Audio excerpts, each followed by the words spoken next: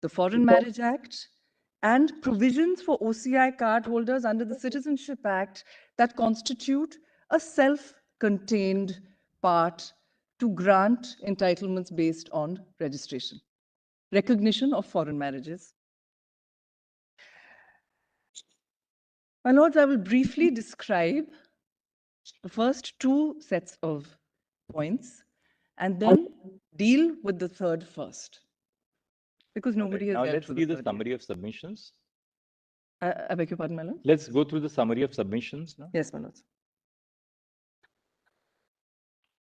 First, my lords, under the Special Marriage Act, it has been submitted that 99.9% of people fall in the gender binary and are men or women, whether they are queer or trans or straight. My lords, we adopt the other arguments of Dr. Singhvi, but my lords, on this point, we differ. The 2011 census itself showed that there are at least 4.8 million, and this is a huge underestimate, my lords, of trans people in this country. Many of them, my lords, are in this courtroom, and I mention this because of the way that they have been demonized in the public. Ms. Muskan Tibrewala, who has rendered excellent assistance, is one such person who is going through a coming out space and has given this permission to Your me. first point is you have referred to section 3 and section 2K. Yes, my lords. It's the 3 speaks of non-discrimination against non-binary persons. That's fair enough. Yes. Then the next point which you are saying, that is, just explain that. You say that rule 5 of the transgender rules already recognizes marriage of trans persons. What is can you read out the rule for My a lords, second? there are the rule. Is a rule in that book? Can I have the rule? Sure, I see. Rule is in the book. Can I have rule 5? Yes, it is. Rule is there. Where is it? It's not 3 pages. No. Yes, here it is. Rule 5, right? Yes, my lords. My lords, rule 5 refers to the application for certificate of identity. Do my lords have it? Yes, we do. No, but rule 5 says issue of certificate of identity, right? What? 6 is issue of certificate of identity, my lord. No, No, 5. 5. Take time to download. We have the 2023 Act, my lord. No, we have a 2020 rules. I mean, we have the 2023. Rule, yeah. Rules have changed. 2020 rules. If you saying that 23 I beg your pardon, my lord. rules are 2020, right? Issue of certificate of identity for a transgender person under section 6. No. 6 is procedure for issue of a certificate of identity. 5 is issue of certificate of identity. Right? Yes, ma'am. Which one are you looking at? 5 or 6? My lady, under these two rules, a certificate of identity is issued to trans people. Yes. In that regard, an affidavit is required to be submitted, and the form of that affidavit is provided in the rules itself. So it is the forms that I am on more than the rules. The rule is the power Right. to issue the form, and I am now on the form. But when you say rule 5 already recognizes marriage of trans persons. Where do we get that from? Because that's an important point. My lord, it's more that the form acknowledges. Where is the form? Which page is the form? Form is at page 3224. No, it's here also in the Form number. Justice, in page 17 of this act, if you Or have it. the form is at Actually, Form Justice, 5. I think let us focus on page 17 of the Act. I Yes. beg your pardon? Oh. I'm sorry, my lord Justice. I can't see the judge. You have the enactment, so you can see the Act. Page 17 contains the form. Yes, that's what it is. Form 1. Right. Yes, Form 1. 2D, 3.1 and 6.1. So we suppose this is the form you are relying upon to say that. The next it page, my recognizes lords, the is Form 2. I have page 19. I have the 2023 Act. That's fine. It's a 20. 23 Act. What There's is no this 23 Act. 23 It's a version. 2019 Act. 2023 version. Yeah. It is the 2019 Act. Right. But because I'm referring to page numbers, this is the version that I have. Form 2. Form 2. Form 2, do my lords have it? It says, We do. I, the form of affidavit to be submitted by a person applying for certificate of identity for transgender persons under Rule 4 of the Transgender Persons Protections Act Rules 2020, read with Section 6 of the Transgender Persons Most Protection of important is Rights I Act. perceive myself as a transgender person whose gender does not match with the gender assigned at birth. Yes, my lords. I declare myself as transgender. Right. But the top part says, I, so-and-so, son/daughter/ward/spouse of.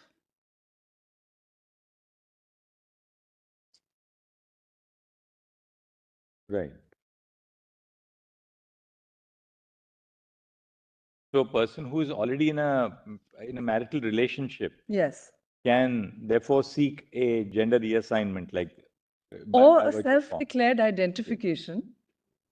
Precisely what has fallen from my lords. Indeed, as my lords Justice Bhatt had said, there is no, some people may seek a divorce pursuant to this. Many people in our society will not. And there is no bar in this regard in the Act, and there is, the Act is So silent. it already recognizes the, say, a pre-existing marriage of a person who is trans. My lords, the pre-existing marriage, but also the subsisting marriage. Because In when fact, they right, transition and pre-existing, after they transition, it continues to subsist. Correct. There is no bar in law. Right. Then there is no bar in law. Somebody who seeks to assert their identity as trans Yes. may well be in a marital relationship at the Precisely. point of time when they assert that identity. Yes. But they also continue to be in that relationship. Right. And that relationship under law is not dissolved or annulled or taken away from them. Yes. The law accommodates it because these are not grounds for nullity or divorce by the other spouse, because there are possibilities, various marriage possibilities, that there could be children, there are dependent families. So there's general acceptance. If somebody has a problem, they will seek out in individual cases whatever needs to be done. I'm grateful, my lords. That's exactly our point. My lords, there is another mention of this in Form 6.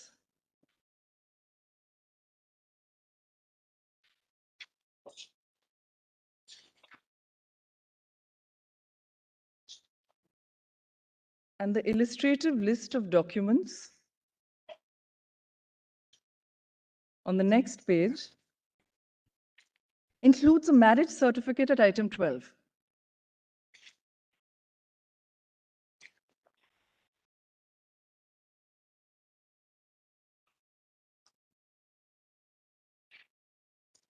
No, this applies only for both this and Form 2 will apply to married people who seek that identity as transgenders. Precisely, my lords. Right? These forms accommodate such people. Yes, my lords. The rule makers have contemplated situations where people seek this gender role, or rather regender themselves, if one could use that expression. Yes, my To lords. the extent they recognize and acknowledge that there could be pre-existing marriages. Yes, my lords. Mr. Nandi, is it your case that because the rules recognize the concept of a pre-existing marriage in such a scenario, that itself amounts to a permission to have a marriage after such change? Is that what you are seeking to? So, see, there's a pre-existing relationship which will continue. As Justice Bhatt said, it may not dissolve because there may be many ramifications which may arise from such declaring the marriage a nullity or something. So it accommodates that viewpoint. But does that imply that after change, if suppose you are unmarried and there is a change, you can marry? Is that what you are trying to say? No, that would be my set of arguments that I have made in my larger written submissions, my lords, on constitutionality and harmonization.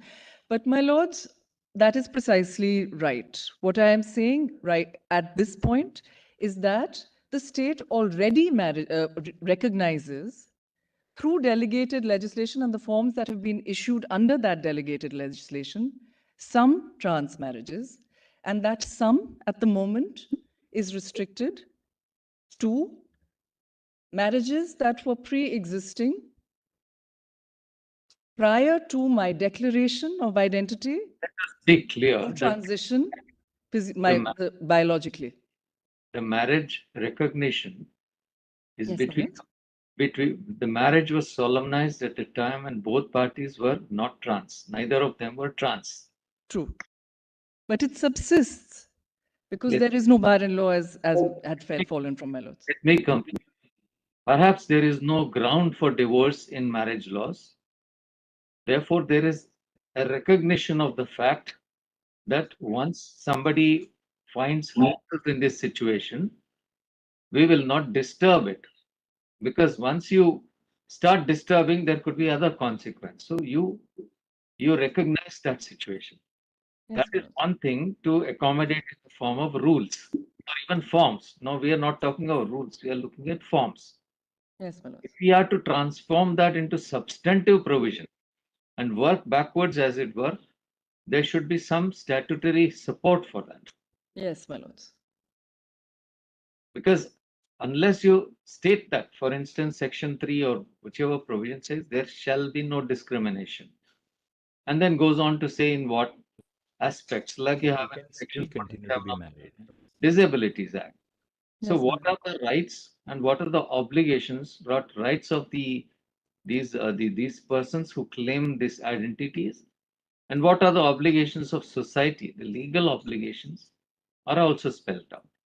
So if your argument is built around these forms, then you'll have to go further. My lords, the argument is precisely the way that had fallen from my lords, Justice Bhatt. We have said, for example, that it has been said in this court, during these proceedings, that trans and non-binary people are elite, that small portion, etc., my lords. The Ms. first point Just- addresses that. The second point is on the non-discrimination, my lords. You know, this elite argument you can just keep aside because we are now going into the core constitutional issues and core statutory issues. Yes, my lords. So, you know, elite is a matter of prejudice. I mean, but it has no bearing on how we decide the matter. I'm grateful. Let's place Actually, you that know, aside. these two forms which you showed us, the first form, Form 2, is at the stage when you apply for a gender identity certificate. Yes, my lords. Form 6 is after a gender as reassignment takes place. Because if you see Rule 7.4, With the ID. Yes. Form 6 is to be read with Rule 7.4 because that's, that's in the title of Form 6. And 7.4 says the district magistrate, while issuing the certificate of identity for change of gender, shall simultaneously issue an identity card in Form 6 to the applicant. Yes, my lords. And that form in item 12 refers to marriage certificate. So these two forms seem to indicate that both when a person applies for a gender certificate in Form 2 and the issuance of a reassignment in certificate in Form 6, they do contemplate that somebody could be a party to a valid marriage because they or an subsisting marriage. The Precisely. position as it existed at the time of the grant of the certificate is what is contemplated, without anything more.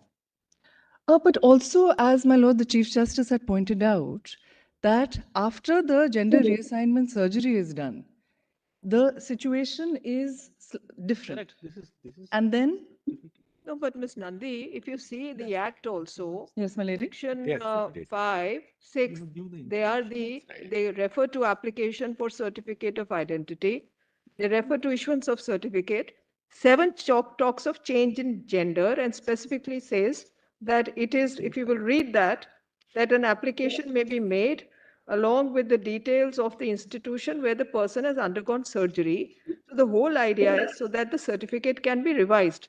The context is of 4, 5, and 6 is issuance of certificate of identity. Yes, my In the course of that, Yes. the status of that person, as it were, is reflected from one of the columns, but that's about it.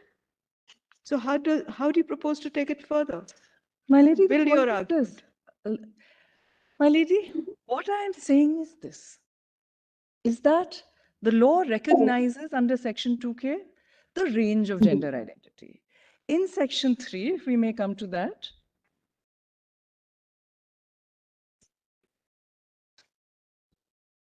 (3)(e) specifically,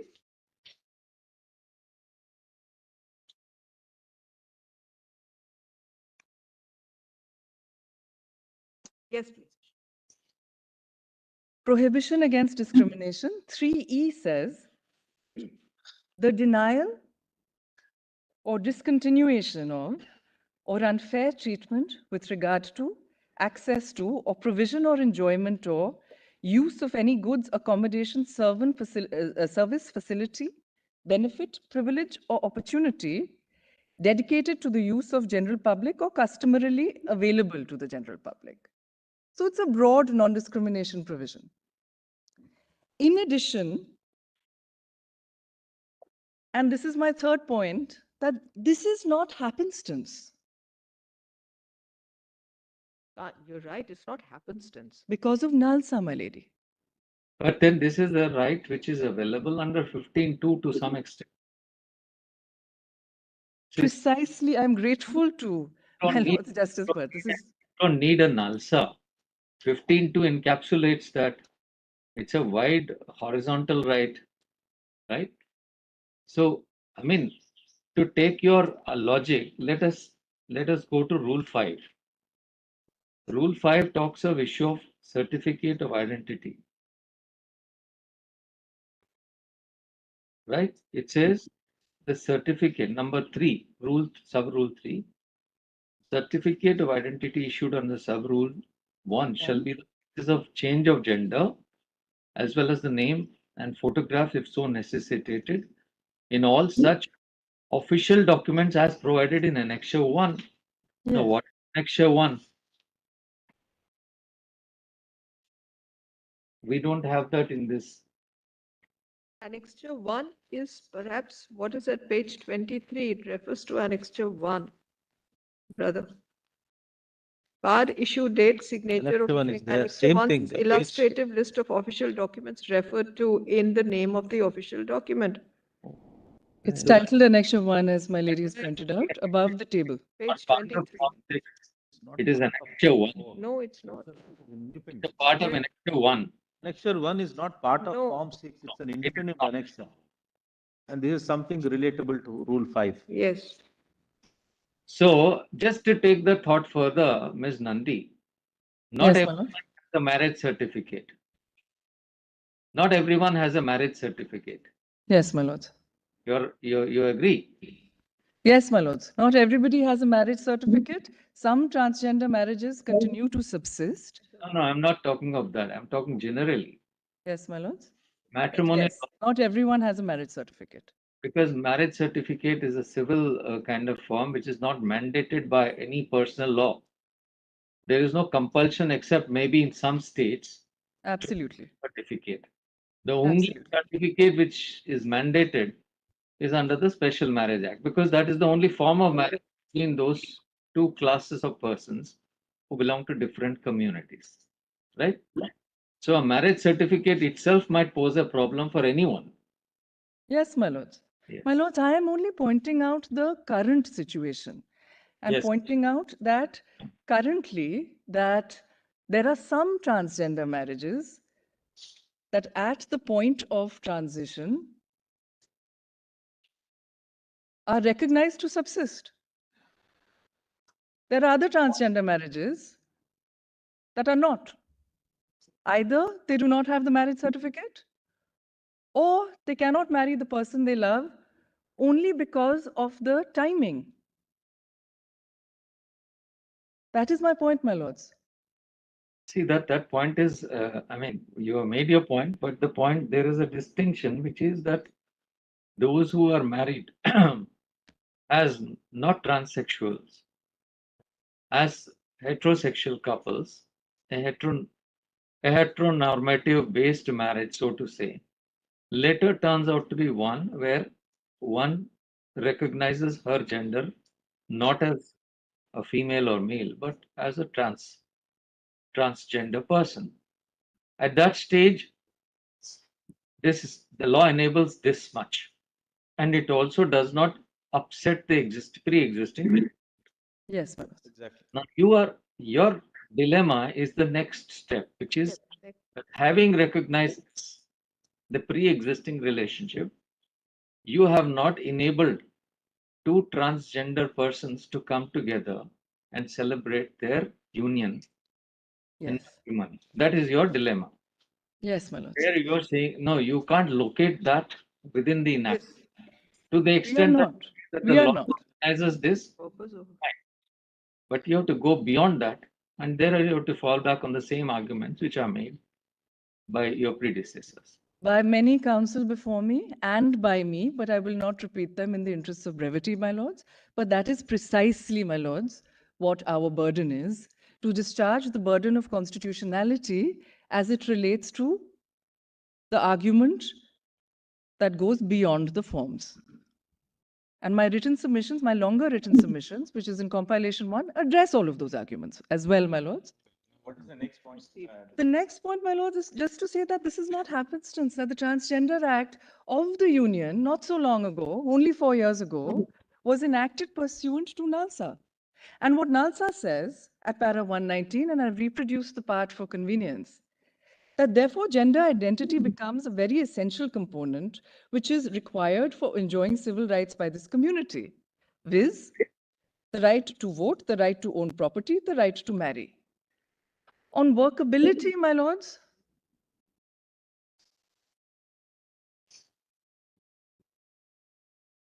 on workability, I have worked it out, and my respectful submission is that there are only two doctrinal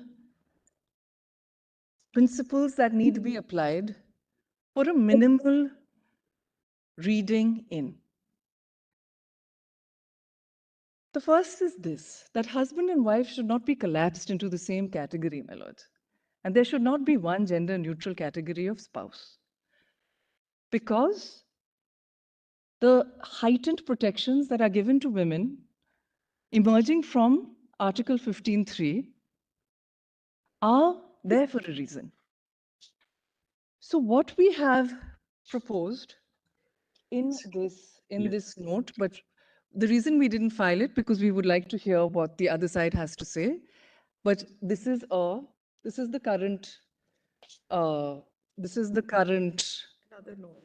formulation. Is that third gender spouse, which is a phrase used in NALSA. It has been critiqued. So non-binary can also be used in this regard. May be used along with husband or wife. And of course, husband or wife must include trans husband or wife. As the Madras High Court did for the Hindu Marriage Act in Arun Kumar, that judgment is in my compilation. I'm not going into it because it's the Hindu Marriage Act. But that's the way the Madras High Court had worked it out. The second doctrinal principle, my lords, is this, that can you send this on email to the court master so that he can then email it to justice? we will do it in the next 10 seconds.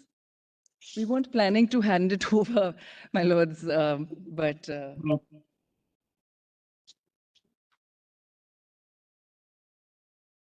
So you are saying, I'm sorry, Ms. Nandi, there was a lag here. I think perhaps Justice Kaul also explained. yes, my lords. Shall I repeat what I said, my lords? First you said that you do not want a neutral phrase like spouse. You don't want to collapse the gender Basically, enactment. because the Bhatt and Justice Kaul, Yes. what Ms. Nandi's tabulated statement which she has given us now, Yes. seeks to interpose the word or third gender person Uh, in various provisions of the Act, including Section 2B. So, for instance, in 2B, she says a man or third gender person. Likewise, a woman or third gender person. In Section 4, which deals with conditions relating to solemnization of special marriages, the male has completed the age of 21 years and the female or third gender person, the age of 18 years. Likewise, in section 12, I so-and-so take B to be my lawful wife or husband or third gender person. So Spouse. then spouses instead of husband and wife. In section 20, in 15, husband or wife or third gender spouse in section 22. So I think it goes on then. That goes on, exactly.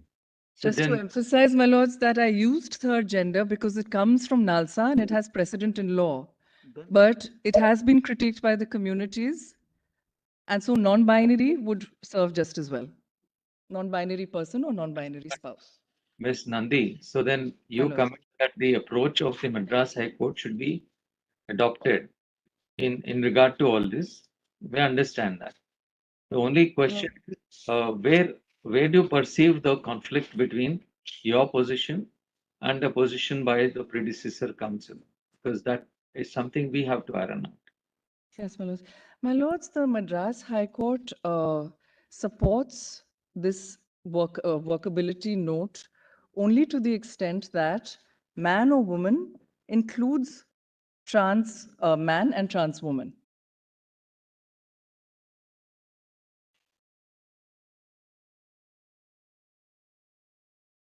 What we have added here, my lords, is non-binary persons based on two doctrines: differential protection for women to be preserved, and that heightened protection also be provided to non-binary transgender persons due to the fact that in line with Article 15.2 to 15.4, NALSA requires the union to provide special provisions for transgenders and affirmative action as social and economic backward classes. So there is a ground because of historic discrimination in para 67 and 68. Read out the paras. This is at volume 1. Shall I come to that, Manu? Yes. This is volume 1, compilation 4, PDF 792, and paperbook para 761. I'm on para 67. Transgenders have been systematically denied the rights under Article 15.2, that is not to be subjected to any disability, liability, restriction or condition in regard to access to public places. Transgenders have also not been afforded special provisions envisaged, and my lords may note envisaged already, under Article 15.4 for the advancement of the socially and educationally backward classes, SEBC, of citizens, which they are, and hence legally entitled and eligible to get the benefits of SEBC. State is bound to take some affirmative action for their advancement so the injustice done to them for centuries would be remedied. Transgenders are also entitled to enjoy economic, social, cultural, and political rights without discrimination, because forms of discrimination on the ground of gender are violative of fundamental freedoms and human rights. Transgenders have also been denied rights under Article. All right, since Nandi, we've seen Nalsa. Now, should we go back to your statement actually, so that that's page 2, so Yes, that sir. we can just look at it and then we can wrap up, I think. My lords, I have 2 additional points, if I may, and my third point is one that nobody else is raising. Yes. So I'll go through this very fast and then come to my third point. Yes. So 15.2 to 15.4, my lords. Where are you reading? Differential. Where are you Which reading in your? part of the statement are you on? Which page? Where Which is page the- of your statement? I finished page 1 and I am turning to page 2 to deal with the Foreign Marriage Act. Yes, okay. My The lords, submission should this 20 court 26. only read the Special Marriage Act inclusively, an immediate Article 14 anomaly will arise. The statement of objects and reasons in the Foreign Marriage Act explicitly and repeatedly states that the FMA is pari materia to the SMA and incorporates provisions of the SMA by reference. So the FMA applies when one party is an Indian citizen and the marriage is solemnized outside India. So for clarity, it doesn't apply to two foreigners.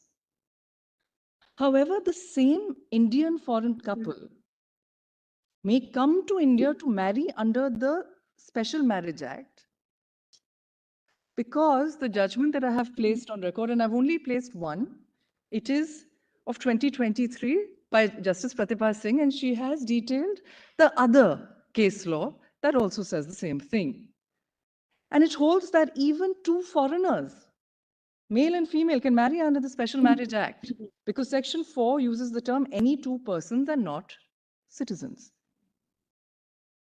So if the Foreign Marriage Act does not follow the Special Marriage Act in being read in a gender-inclusive manner, same-sex, queer, and transgender couples may marry in India, my lords may scratch out or at a consulate, may marry in India, but if they are already married on foreign soil, they will not be able to have their marriage registered by an Indian marriage officer under the Foreign Marriage Act, Section 17. The reason is that 17 refers back to Section 4. And Section 4 is the only place where gender-specific terms bride and bridegroom have been used. And we have done this workability exercise, my lords, and placed the Foreign Marriage Act provisions also under the table that we have submitted to my lords. We will refine it if required, if there are submissions in this regard from the other side. But my lords, the rest of the Act, if Section 4 is read inclusively and in accordance with a declaration or the Special Marriage Act, falls almost automatically into place. So then now your final point, which is? My final point is that there is a third category of persons. And this third category of persons are represented only in my petition. They are left in a catch-22 situation. We are married OCI persons with families who choose to live here. Some of us, and some who have deep roots in this country. Many have been Indian and then moved abroad and, I beg your pardon? And become OCI. They cannot marry under the Special Marriage Act because the third schedule requires a declaration that one is not married. They cannot marry under the Foreign Marriage Act because that only applies to an Indian citizen marrying a foreign citizen. Who is there before us of that category? So before you, my lords, are Kamakshi Raghavan and Melissa Ferrier. Want to see if any of those people fall in the category that you are mentioning. Yes, my lords. My lords, if I may have the leave of the court to say a little bit about Kamakshi